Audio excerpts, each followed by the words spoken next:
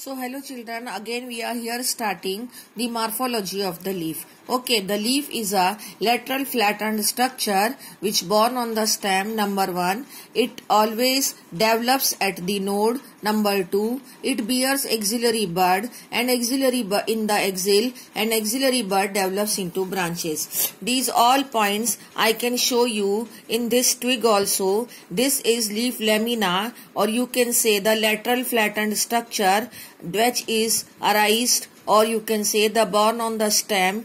In the axil of the leaf there is a axillary bud. Suppose this is the stem and this is the leaf petiole. So this point here, this angle is called as axil, in which always there is a axillary bud. By this only we can identify that it is a leaf, because always in the axil of leaf there is a axillary bud. As I can show you the axillary bud here, that this is the axillary bud which is present here in the axil of the leaf. This is leaf and this is axillary bud which is developing into a branch.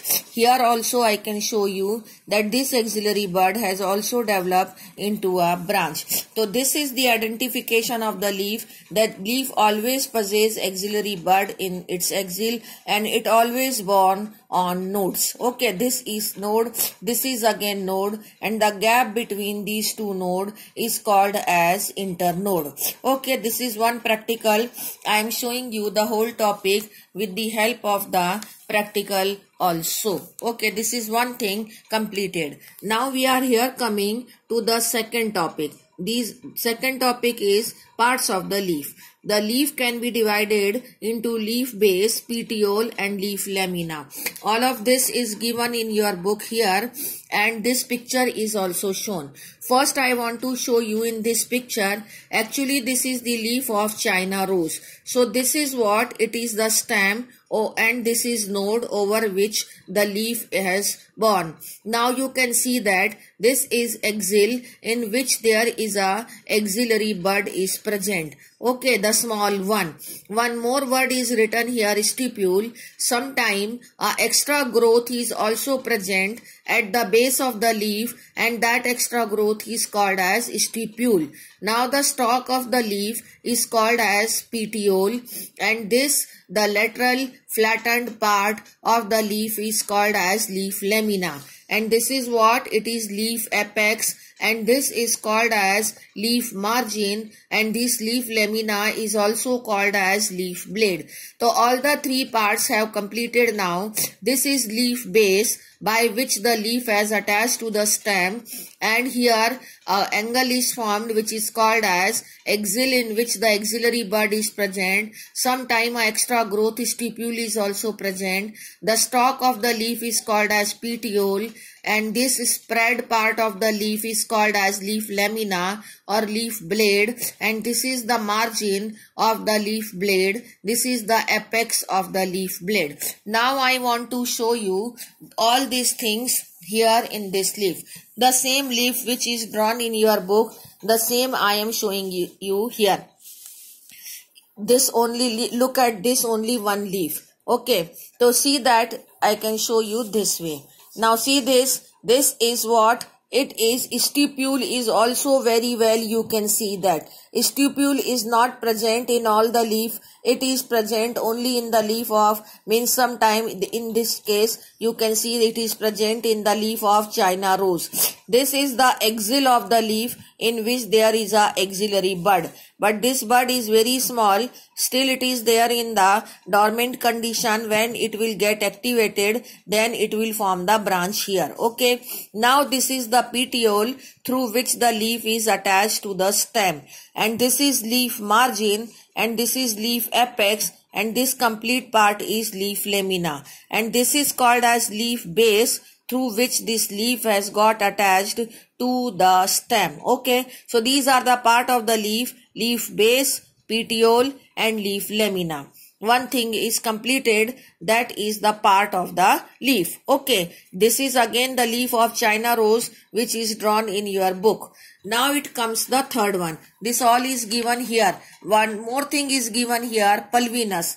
Pulvinous is what? Sometime what happens that this leaf base is swollen at the base. Suppose this is the stem and here the leaf is attached, but its leaf base is little bit swollen. Swollen means swollen leaf base thoda फूला हुआ.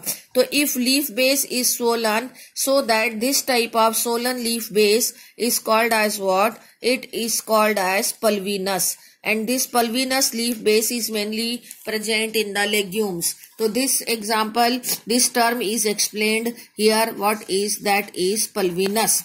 Now it is coming venation. Venation, they have shown it here. The same leaves I am also showing you. Venation means arrangement of veins. Venation means what? Arrangement of veins in the vein or venlets in the leaf lamina is called as venation. Now venation is of two types. One is the reticulate venation and other is the parallel venation. Now you see don't look at any other thing. Just look at the arrangement of the veins in this. I am turning it back. Look at here. See this? It is its ventral side and you can very well see the arrangement of veins, and these veins are actually making a network here. So if such type of arrangement of veins is there which are making network, then this type of arrangement is called as reticulate venation. Reticulate venation it is called as. Okay, now I will show you another type of venation that is called as parallel venation. So reticulate venation is mainly present in dicot leaf, which I was showing you earlier. Now it comes the parallel venation. Here this is the leaf of lily plant, which is a monocot. Here you can see that all the leaves are, all the veins are running parallel to each other. This type of venation is called as what? Parallel venation. And parallel venation is also present in the grass family. Grass is very easily available. Yesterday also I have shown you one grass. So if you will see the grass at the back, you will find that the veins are running parallel and it is called as what? Parallel venation. I have shown you parallel venation in lily.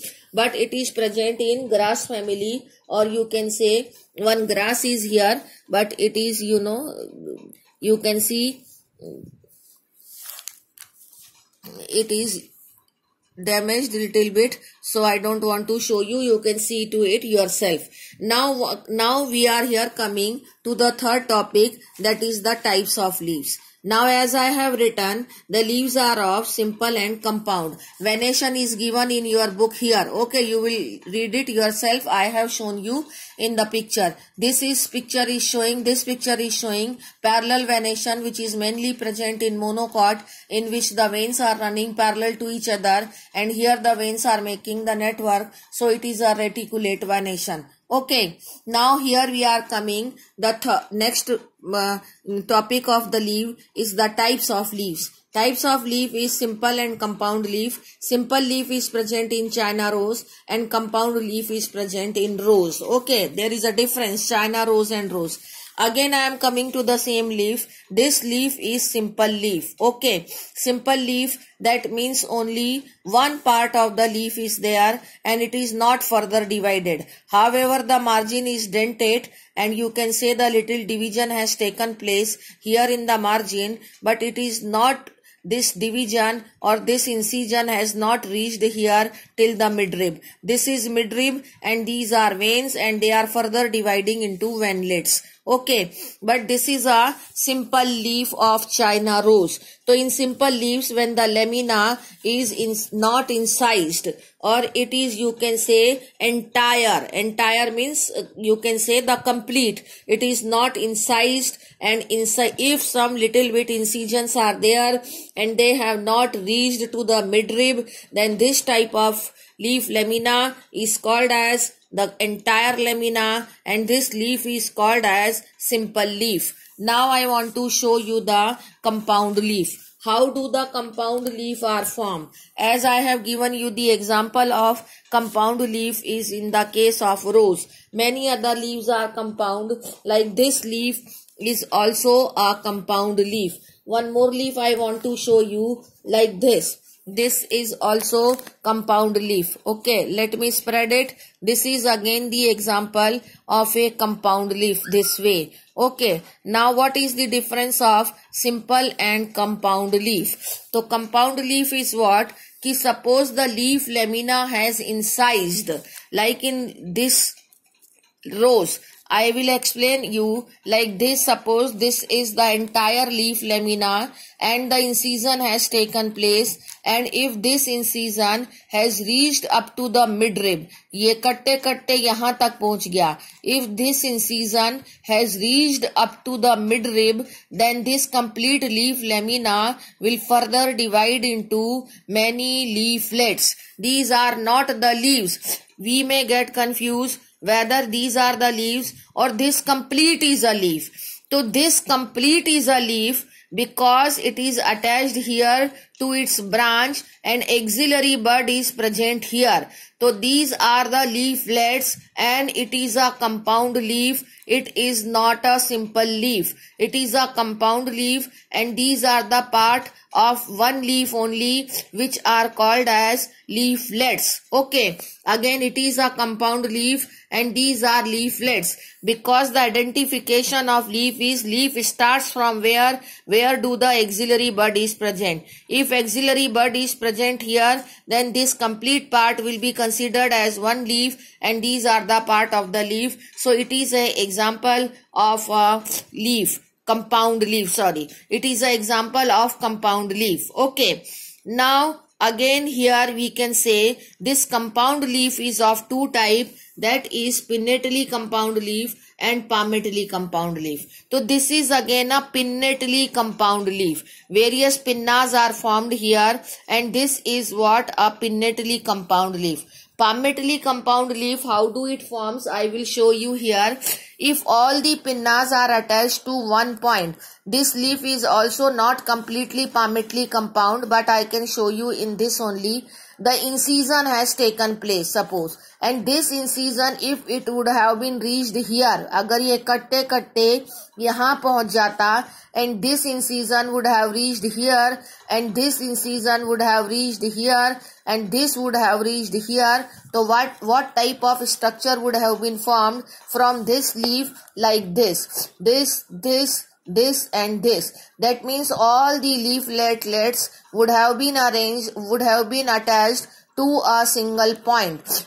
Earlier it was a simple leaf, but due to incision from all the side, it has divided into various pinnas and all those pinnas are attached to a central point. Then this type of arrangement is called as palmately compound leaf. This is a pinnately compound leaf. All the pinnas are attached here at various points and these are not nodes. This is midrib. This is midrib and which is incised. Leaf lamina is incised. So over the midrib, these leaflets are attached. This is midrib. These are veins. Now, here in your book, they have shown it like this. This is a palmately compound leaf and this is a pinnately compound leaf. Okay. Now we are here coming to the next topic, that is what? Phyllotoxy. Phyllotoxy can be defined as types of the leaves is given here in your book. Okay, I have explained you. Now we are coming to the next topic of your book, and next topic of your book is phyllotoxy. So phyllotoxy can be explained as arrangement of leaves on the stem. They have shown here three types of phyllotoxy and I am also showing you the types of phyllotoxy is alternate, opposite and whorled. I have also written here just the points: alternate, opposite and whorled. Alternate phyllotoxy is present in China rose, opposite in Calotropis and whorled in Elstonea. So now you come to here, that is alternate phyllotoxy. Alternate phyllotoxy, as again I can show you the branch of China rose. See that here, that one of the leaf, see, this side and other leaf is this side. One is in the right of your hand and other is the left of our hand. So we can say that one is left and other is right, so that they are showing the left and right arrangement, that is alternate arrangement. Okay. Opposite arrangement of the leaf, you can see it here in Juhi plant, or it is present in Calotropis, which I don't have in reality here. I have the Juhi plant. You can see the two leaves are raised in opposite direction at the same node. Then this type of arrangement of leaf is called as opposite arrangement of leaves or opposite phyllotoxy. Now third one is the whorled phyllotoxy, which is in reality I don't have, but I can explain it this way only. If at same node many leaves arise and they give the appearance of whorl, whorl का मतलब होता है चक्र, then this type of phyllotoxy, as in Elstonia, that is called as what? The whorled phyllotoxy. In your book, the phyllotoxy is shown here. Modification I am going to show you in next.